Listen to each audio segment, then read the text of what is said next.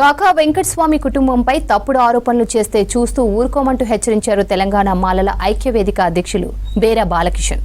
కాకా గురించి మాట్లాడే అర్హత మందకృష్ణ మాదిగకు లేదన్నారు. తెలంగాణ మాల అడ్వకేట్ ఆధ్వర్యంలో హైదరాబాద్ ఇందిరా పార్క్ ధర్నా చౌక్ దగ్గర ఎస్సీ వర్గీకరణకు వ్యతిరేకంగా సింహగర్జన పేరుతో నిరసన దీక్ష చేపట్టారు. వెంకటస్వామి లేకుంటే మాల మాదిగల పరిస్థితి ఏంటో మందకృష్ణ గ్రహించాలన్నారు. వర్గీకరణ సుప్రీంకోర్టు తీర్పు కాదని బీజేపీ ప్రభుత్వ తీర్పు అని ఆరోపించారు. వర్గీకరణపై సుప్రీంకోర్టులో రిట్ పిటిషన్ వేస్తామని తెలిపారు మాల సంఘం నేతలు. మల్లు అనంతరాముల గురించి మాట్లాడుతూ ఉన్నావు. నీకు ఏ మాత్రం కూడా అర్హత లేదు మందకృష్ణ గారు ఈ మాటలు మాట్లాడడానికి అని చెప్పి నేను విజ్ఞప్తి చేస్తా ఉన్నాను. నీకు నోటికి మరి అదుపు ఉండాలి, కనీసం నీకు సిగ్గు అనిపించాలి.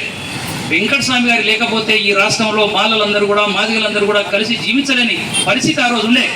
మరి ఒకనాడు ట్యాంక్ బండ్ దగ్గర అంబేద్కర్ జయంతి ఉత్సవాలు చేస్తే కాకా వెంకటస్వామి గారి నాయకత్వంలో కొన్ని వేల మంది కూడా ఎస్సీలలో ఉన్నట్టు 59 ఉపకులాలు వచ్చి ఒక పండుగ వాతావరణంలో జరుపుకునేది. ఏం మందకృష్ణ గారు మర్చిపోయినావా? నీకు తెలియకుంటే మరి తెలుసుకో. నువ్వు పేర్లు పెట్టి చెప్తా ఉన్నావు, ఇక్కడ మల్లు కుటుంబము మరి గడ్డం కుటుంబం అని చెప్పి. సోదరులారా, వాళ్ళు నీలాగా ఎవరికో అమ్ముడు వై తీసుకురాలు కష్టపడి ఈ దేశంలో రాజకీయాలను శాసించి తమకు వచ్చే పదవిని మరి భారత రాష్ట్రపతి పదవిని కూడా మరి నిటారుగా మాట్లాడి నిస్వరమై భారత రాష్ట్రపతి పదవిని కూడా వదులుకున్నటువంటి కాకా వెంకటస్వామి గురించి మాట్లాడుతున్నావు మందకృష్ణ. ఇది మంచిది కాదు. నీకేమైనా తాత్కాలికంగా ఏదైనా ఉపయోగపడుతుందేమో కానీ మాల వాళ్ళతో పెట్టుకుంటే, మాల మేధావులతో పెట్టుకుంటే నీకు కూడా తెలుసు, నీకు రాజకీయ జన్మనిచ్చిందే.